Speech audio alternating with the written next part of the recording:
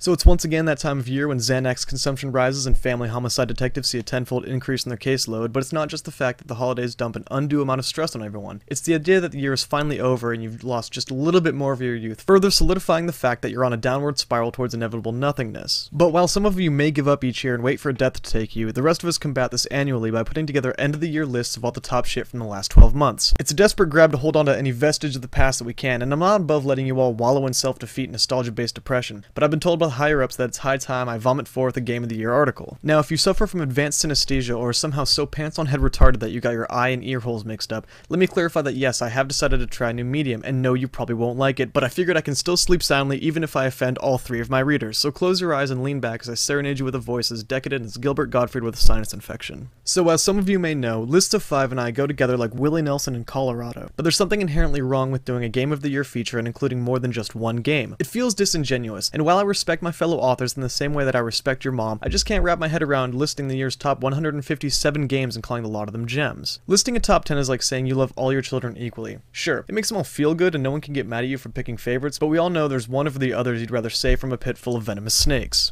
Though my usual cop-out of naming 5 things in descending order of shittiness allows for some wiggle room in appealing to the throngs of people who would otherwise see me hung up in town square by my ankles, I feel like choosing one will really stratify the population, parsing you all into 2 groups, with the first being made up of people vehemently offended by my choice and the second comprised of individuals who just couldn't give less of a Christmas-colored crap. So before your eyes glaze over and you start to drool, I guess I should probably just go ahead and tell you all what I thought when it came down to the chopping block. Sure, AAA games like Shadow of Mordor and Dragon Age did alright, while Titanfall maybe sat in the corner making fart sounds with its mouth, but none of these seemed able to catch my attention for any longer than it took to actually beat them. Games worthy of Best in Show Blue Ribbon need to grab you by the short and curlies and force you to sit down and play for more hours than is socially acceptable, and none of these seem to do it. Which is why Game of the Year goes to none other than Skylanders Trap Team. Go ahead, shake your heads all you'd like, but as long as JRPGs are making other people's top however many lists, kiddie games deserve a little bit of attention as well. Now, even for being the totally morally and emotionally reprehensible person that I am, it was impossible to not feel like a carefree youngin' while playing. The game throws out achievements with the same gusto that Lindsay Lohan throws temper tantrums, and the whole experience seems to be geared to making the player feel like a god. Level ups, money, and collectibles were aplenty, and the bucket full of side quests and challenges kept the whole thing from becoming a stagnant puddle of hack and slash mush. While the combat boiled down to only a few moves that required constant bashing the same way that I require constant oxygen, the enemies themselves were varied enough to provide ample challenge in an assortment of ways, and boss fights were actually extremely engaging and fairly challenging, to be honest. And while the storyline plays like a Saturday morning cartoon on a Pop-Tart sugar high, nothing ever really felt that rushed. In fact, if anything, the game took a respectable amount of time to actually develop in any comprehensible way. Sure, some of the levels were padded out like a training bra in a desperate grasp for longer playtime, but even that felt fine, and not once did I ever find myself wishing for a kill-all command. The game itself is actually full of beautiful visuals and operates smoother than James Bond at a cocktail party, and the voicing cast boasts a few big names including Troy Baker, Richard Stephen Horvitz, and Patrick Warburton. For those of you not queuing up IMDb right now, that's Booker DeWitt, Invader Zim, and Kronk all in one glorious sugar-coated universe. Now, while I maintain that Trap Team certainly is the most entertaining video game out there this year, there is a bit of red ink on its report card that may get it grounded when it comes home. While the peripheral portal rig and figurine interaction with the game is extremely novel and certainly interesting in its execution, the fact is that it's no better than the torrential downpour of in-game purchases made available and free-to-plays. Now, what this means is that if you're poor like me and only have the starter pack, then you're stuck only being able to access less than half the extra content in the game, and while trapping bad guys with the elemental totems is fun and all, you're limited much in the same way when you realize they only gave you 2 of the 8 necessary blocks of plastic. You pay for a full game, and while the storyline can be completed with the fewest figurines possible, you'll miss out on a lot and the game will label you as that poor kid in school. But don't get me wrong, I'm not against the idea of video games making money. This isn't communist Russia. I'm just offended by the fact that those who can't afford or don't want to buy other elemental figurines are constantly reminded of their lower class status every time the game throws in a specifically locked room or challenge. It's like offering homeless people a McDonald's cheeseburger then sitting down next to them to dine on lobster and caviar while having your shoes shine with the tears of the less fortunate. But these are minor gripes, and while on any other day I'd seize upon petty complaints the same way Nazi Germany seized the Rhineland, for now I feel benevolent, satisfied in a way only Trap Team can deliver. While others slay dragons or murder hordes of orcs, I'm perfectly content with turning on the old Traptanian portal and capturing the souls of evil broccoli.